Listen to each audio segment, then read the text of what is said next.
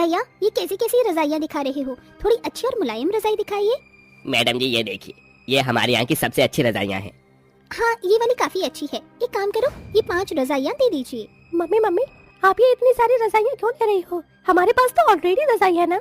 रोहन बेटा ठंड का मौसम शुरू हो गया है, इसलिए मैं इतनी सारी रजाइयाँ ले रही हूँ ताकि जब एक रजाई को ओढ़कर हम लोग बोर हो जाएं तो हम न्यू रजाई ओढ़ लें। निमी की बात सुन निमी के घर में काम कर रही नौकरानी शालू सोचती है, ये अमीर लोगों की भी जिंदगी कितनी अच्छी होती है, इनके पास इतनी सारी रजाई होती हैं और एक हम गरीब हैं जो फटी पुरानी इकलौती रजाई में ना जाने कितनी सर्दियों का मौसम गुजार लेते हैं। शालू मन ही मन अपनी गरीबी के बारे में सोचती है और सारे काम खत्म कर अपने घर जाती है, जहाँ वो देखती है कि उसके दोनों बच्चे ठंड में कपकपाते हुए रो रहे हैं। क्या हुआ बच्चों, तुम रो क्यों रहे हो? माँ अपनी धूप में फटी हुई रजाई रखी थी ना, आपके जाने के बाद अचानक बारिश हो गई और सारी की सारी रजाई भीग के खराब हो गई, अब हम लोग क्या ओढ़ेंगे? हे भगवान, ये तो सारी अत्याचार हम गरीबों पर ही क्यों करती हो? ये हमारा इकलौता सहारा थी, अब मेरे बच्चों का क्या होगा? इनके पास तो गर्म कपड़े भी नहीं है। शालू भगवान को कोसने से क्या होगा, इन सब का कारण तो मैं हूँ। अगर मैं ठीक होता तो आज तुम्हें और बच्चों को इतना दुख दर्द नहीं देखना पड़ता। शालू का पति अमर का आधा शरीर पैरालाइज होता है, जिसके चलते वो कुछ काम नहीं कर सकता था, जिसकी वजह से शालू को ही नौकरानी का काम करके अपने घर का गुजारा चलाना पड़ता था। बच्चों तुम यहीं बैठो, मैं कहीं न कहीं से कुछ इंतजाम करती हूँ। इतना कहकर शालू बाहर मंडी की तरफ निकल जाती है, जहाँ वो देखती है कि काफी सारे सब्जी वाले बैठे हैं, जिनके पास बहुत सारे बोरे रखे हुए हैं। भाई साहब ये सब्जी का बोरा कितने रुपए का है? अरे ये तो हमारे किसी भी काम का नहीं है, अगर आपको इसकी जरूरत है तो आप इसे ले सकती हैं। शालू सब्जी वाले से बोरे ले आती है और उन्हें आपस में सिलकर उनकी एक चादर बना देती है और अपने बच्चों और पति को उड़ा देती है। माँ ये तो बहुत चुभ रहा है। हाँ बच्चों, लेकिन अब इस सर्दी से बचने का यही हमारे पास इकलौता सहारा है। ऐसे ही दिन गुजरते हैं और दिन गुजरने के साथ साथ ठंडी का मौसम भी बढ़ता रहता है। अरे ओ महारानी, अभी तक तेरे कपड़े धुले क्या? मालकिन पानी बहुत ज्यादा ठंडा है, ठंडे पानी पूरी तरह सूज गए हैं, क्या मैं थोड़ा गर्म पानी कर लूं? ओहो, अब इस नौकरानी को कपड़े धोने के लिए गर्म पानी चाहिए। गीजर का जो बिल आएगा उसे कौन भरेगा तेरा बाप? चुपचाप से ठंडे पानी में कपड़े धो, अगर ज्यादा चपर चपर की ना तो इस महीने की तनख्वाह तुझे अगले महीने दूंगी। अपनी मालकिन की बात सुन शालू डर जाती है और बेचारी शालू को अपने सूजे हुए हाथों के साथ ही ठंडे पानी में काम करना पड़ता है। जिसके बाद शालू जैसे ही अपने घर पहुंचती है तो देखती है कि उसके पति अमर की हालत बहुत ज्यादा खराब है। हे भगवान, अब मैं क्या करूं? इनका बदन तो बिल्कुल आग की तरह तप रहा है, इन्हें मैं अकेले छोड़कर कैसे जाऊंगी? और अगर काम पर नहीं गई तो मालकिन मेरी 2 दिन की तनख्वाह काट लेंगी। माँ आप फिक्र मत करो, आपकी जगह मैं काम पर चली जाऊंगी। लेकिन बेटा तू अभी बहुत छोटी है, तो काम कैसे करेगी? कोई बात नहीं माँ, मैं सब कर लूंगी, आपको देख देख कर मैं सब सीख गई हूँ। जिसके बाद अगले दिन कोमल अपनी माँ की जगह काम पर जाती है। एक इन नौकरों के बहाने खत्म नहीं होते हैं, तुझे पता है ना घर के क्या क्या काम होते हैं, तो मुझसे बुरा कोई नहीं होगा। आप फिक्र मत करिए, माँ ने मुझे सब कुछ बता दिया है, आपका कुछ भी नुकसान नहीं होगा। इतना कहकर 6 साल की कोमल घर के सारी काम करने लगती है। तभी कोमल देखती है, प्रिया ये वाली रजाई कितनी ज्यादा गर्म है ना, अब से मैं यही रजाई ओढ़ूंगा। इस रजाई में ये मूंगफली गजक और लड्डू खाने में कितना ज्यादा मजा आ रहा है ना। हाँ भैया, और आपको पता है इस बार मम्मी मुझे क्रिसमस पर नए कपड़े भी दिलवाएंगी। अपनी उम्र के रोहन और प्रिया को देखकर कोमल का भी मन गजक मूंगफली और लड्डू खाने का मन करता है और वो रोहन प्रिया के पास जाती है। सुनो मुझे भी मूंगफली और लड्डू खाने को दो ना, मैंने सुबह से कुछ भी नहीं खाया है। छी तुम कितनी गंदी हो, दूर जाओ। और तुम्हारी हिम्मत कैसी हुई हमारी रजाई को छूने की? क्या हुआ रोहन बेटा?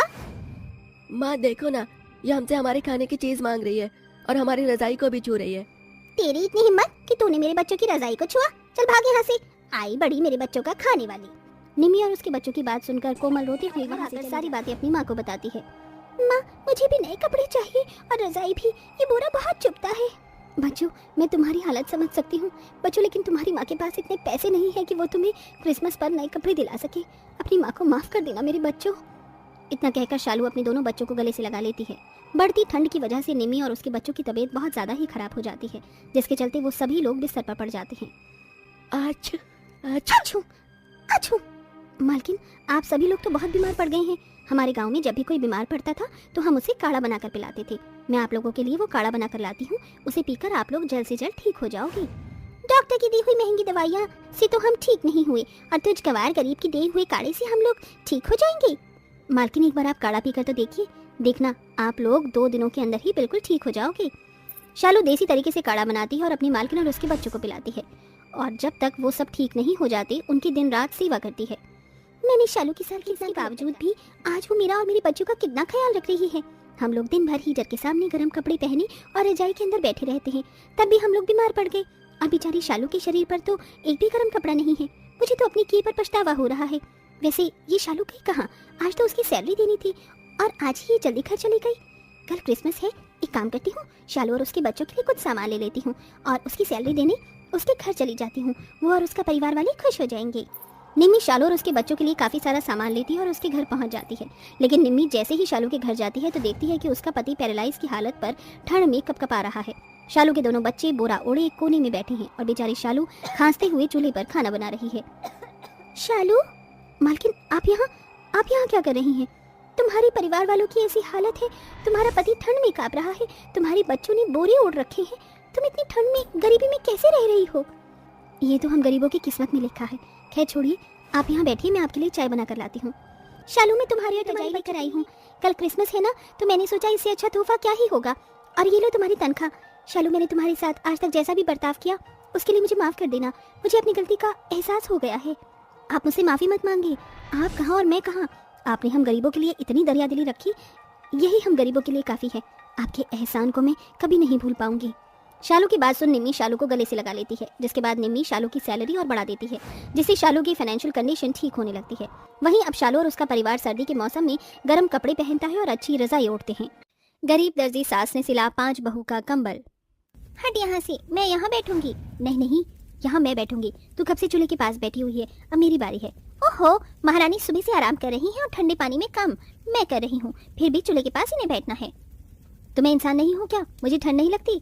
अपनी दोनों बहू अंकिता और वैशाली की लड़ने की आवाज सुन करुणा देवी और उसकी बाकी की तीनों क्या हुआ तुम दोनों को, क्यों लड़ रही हो? माँ जी देखिए ना, सुबह से ठंडे पानी में काम मैं कर रही हूँ और चूल्हे के पास इसे बैठकर हाथ पैर सेकने हैं। माँ जी, आप तो जानती हो ना कि मुझसे ठंड बर्दाश्त नहीं होती, तो चूल्हे की सबसे ज्यादा जरूरत किसे है, इसे या मुझे? ठंड शुरू ही नहीं कि तुम दोनों का लड़ना शुरू हो गया। इस चूल्हे के पास कोई भी नहीं बैठेगा। जाकर अपने अपने काम करो, वरना तुम सबको अक्ल ठिकाने लगा दूंगी। अपनी सास की बात सुन बहुएं चुपचाप से वहां से चली जाती हैं और अपने अपने कामों में लग जाती हैं। दिसंबर का महीना शुरू हो चुका था और इसी के साथ शुरू हो चुकी थी कड़ाके की सर्दी। चारों तरफ सर्दी का माहौल और ठंडी ठंडी हवाएं होती हैं।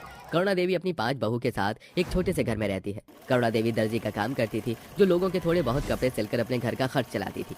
वहीं करुणा देवी के 5 बेटे अक्सर काम के सिलसिले में बाहर रहा करते थे। अच्छा हुआ आप मुझे घर पर ही मिल गई। सुबह से 2 चक्कर लगा चुकी हूँ आपके घर के, लेकिन आप हो कि हमेशा गायब रहती हो। अरे नहीं मुन्नी बेटा, वो सविता बहन जी के कुछ कपड़े सिले थे तो वही देने के लिए गई थी। तू बता, तेरा आना कैसे हुआ यहाँ? काकी ये देखिए ना, कल दोनों बच्चों ने फाड़ दिया था। आप इसे जल्दी से सीकर दे दीजिए, वरना दोनों बिना कंबल के घर में उधम मचा देंगे। ठीक है, मैं अभी थोड़ी देर में कंबल सिलकर तेरे घर भिजवा देती हूँ। करुणा देवी अपनी छोटी सी सिलाई मशीन पर उसे फटे हुए कंबल को सिल ही रही होती है कि तभी उसे फिर से अपनी बहुओं की लड़ने की आवाज आती है, जिसे वो सुन भागी भागी अपनी बहुओं के पास जाती है और देखती है कि शॉल तो मैं ही ओढ़ूंगी। ऐसे किसी शॉल को ओढ़ने की बारी अब मेरी है। नहीं, इसे ओढ़ने की बारी मेरी है। मैं तुम सबकी जेठानी हूँ, ये शॉल तो मुझे ही मिलनी चाहिए। जेठानी हुई तो क्या हुआ, इसका मतलब ये थोड़ी ना कि सभी चीजों पर हक तुम्हारा होगा।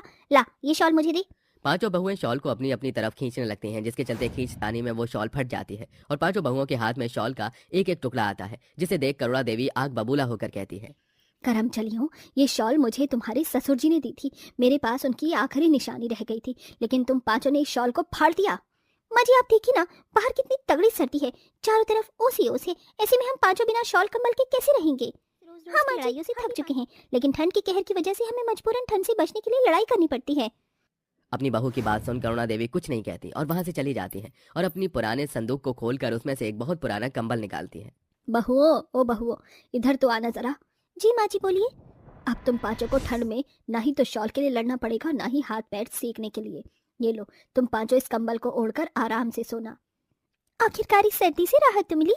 दिन से रात होती है और 5 बहुएं कंबल ओढ़कर सो जाती हैं, लेकिन कंबल की जगह जगह से फटने की वजह से हवा कंबल से आसानी से अंदर बाहर हो रही थी, जिसके चलते इस कंबल में से तो आसानी से हवा अंदर बाहर हो रही है। मेरे पैर तो बर्फ की तरह ठंडे हो रहे हैं। अरे वैशाली, थोड़ी कंबल दो ना इधर। पूरी कंबल तो तुमने अपनी तरफ ही कर ली है। अरे मैंने नहीं, संकिता ने सारी कंबल अपनी तरफ ले रखी है, देखो जरा। अरे मैं तो बिल्कुल बिना कंबल की सो रही हूँ। रात में भी तुम लोगों को चैन नहीं है, इतनी मुश्किल से नींद लगी थी। क्या हुआ तुम लोगों को? देखिए ना माँ जी, इन लोगों ने सारी की सारी कंबल ले ली है। एक तो कंबल फटी हुई है, ऊपर से ढंग से ओढ़ने को भी नहीं मिल रही है। कंबल हमने नहीं, और नहीं तो क्या करूं, एक तो इतना छोटा कंबल ऊपर से फटा हुआ है, ऐसे में हम लोग कैसे सोएंगे। करुणा देवी अपनी बहुओं की बातों को सुनकर कुछ नहीं कहती और सुबह होते ही उस पुरानी फटी कंबल को लेकर सिलने लगती है। कंबल सिलने के बाद कंबल के अंदर से हवा आनी जानी तो बंद हो जाती है, लेकिन पांचों बहुओं को एक ही कंबल में सोने में काफी परेशानी आती है, जिससे उन पांचों में हमेशा कंबल के लिए अनबन बनी रहती है। रात में तो पूरा का पूरा कंबल लेकर सो जाती है, ऊपर से दिन में भी इसके हाथों से कंबल नहीं छूटती। अगर इतना ही कंबल ओढ़ने का शौक है ना तो अपनी मायके से मंगवा ले। एक तो एक कंबल है, ऊपर से तुम चारों के साथ इसे बांटना पड़ता है। ऐसी कंबल के लिए रोज रोज लड़ने से अच्छा है कि हम लोग बिना कंबल के ही सो जाए। दूर खड़ी करुणा देवी अपनी बहू की ऐसी बातें सुन और उन्हें ठंड में ऐसे तड़पता देख करुणा देवी की आंखों में आंसू आ जाते हैं। अब चाहे कुछ भी हो जाए, मैं अपनी बहुओं को उनके लिए अलग अलग कंबल दूंगी, ताकि जिससे मेरी पांचों बहुएं इस ठंड भरे मौसम में चैन की नींद सो सके और इस सर्दी से बच सके। इतना कहकर करुणा देवी अपनी सिलाई मशीन पर बैठ जाती है और दिन रात लोगों के कपड़े कंबल चादर सिलती आप रहती सुबह से सिलाई कर रही हैं, देखिए 4 बज चुके हैं और आपने अभी तक कुछ खाया भी नहीं है। ठंड में इतनी देर बैठकर काम करेंगी तो आपकी कमर में दर्द शुरू हो जाएगा। नहीं बहू, मुझे कुछ नहीं होगा, जाओ तुम लोग आराम कर लो। सुबह से ठंडे पानी में काम करके थक गई होंगी ना, तुम्हें ठंड भी लग रही होगी। अपनी सास को दिन रात ठंड में कपकपाते हुए सिलाई करता देख पांचों बहुओं को कुछ समझ नहीं आता। इसी के साथ अपनी सास की ऐसी हालत देख पांचों बहुओं को काफी बुरा भी लगता है, लेकिन वो कुछ नहीं कर पाती। ऐसे ही समय गुजरता है और एक दिन सुबह सुबह माँ जी कहाँ चली गई? 11 बज गए हैं, अभी तक माँ जी आई ही नहीं।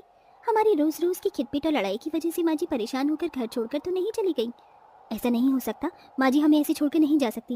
लगता है वो कहीं बाहर गई होंगी, अभी आती ही होंगी। सुबह से शाम हो जाती है, लेकिन करुणा देवी अभी तक घर नहीं आती, जिसके चलते पांचों बहुएं अपनी सास की फिक्र में डूबी रहती हैं। मुझे तो माँ जी की फिक्र हो रही है। एक तो सर्दी का मौसम है, अंधेरा भी जल्दी से हो जाता है, ऊपर से ये सर्दी। माँ जी के पास तो कोई गर्म कपड़े भी नहीं है। माँ जी हमें सच में छोड़कर चली गई। हम लोग पागलों की तरह रोज कंबल के लिए लड़ते थे, इसलिए माँ जी हमसे परेशान होकर चली गई। मैं अपनी बहुओं को छोड़कर कहाँ जाऊंगी? माँ जी आप कहाँ थी? आप हमें ऐसे बिना बताए कहाँ चली गई थी? मैं तुम पांचों के लिए कुछ लाने के लिए गई थी। ये देखो, इसमें क्या है माँ जी? खुद ही खोल कर देखो। करुणा देवी की पांचों बहुएं जैसे ही उसके लाए हुए थैलों को खोलकर देखती हैं तो देखते ही हैरान रह जाती हैं। इसके अंदर तो कंबल है, वो भी एक नहीं 5-5। हाँ बहू, इस सर्दी के मौसम में मैं रोज रोज तुम पांचों को ठंड में तड़पता देखती थी। तुम पांचों को ऐसे देख मेरा कलेजा मानो फट जाता था, इसलिए मैंने तुम पांचों के लिए ये कंबल खरीदा। इसका मतलब आप जो दिन रात ठंड में बैठकर कपड़े सिला करती थी, वो सब हमारे कंबलों के लिए था। माँ जी हमें माफ कर दीजिए, हम लोगों की वजह से आपको ठंड में दिन रात मेहनत करनी पड़ी। हमें माफ कर दीजिए, हम तो भूल ही गए थे कि आपको भी हमारी तरह सर्दी लगती होगी। इस सब के बावजूद भी आपने हम सबके लिए मेहनत की। अपनी पांचों बहुओं की आंखों में आंसू देख करुणा देवी कहती है, ऐसे रहो मत, ये सब मैंने तुम्हारे लिए ही तो किया है। अब देखो, अब तुम सबको बिल्कुल भी ठंड नहीं लगेगी और तुम सब आराम से सर्दी के मौसम में रहोगे।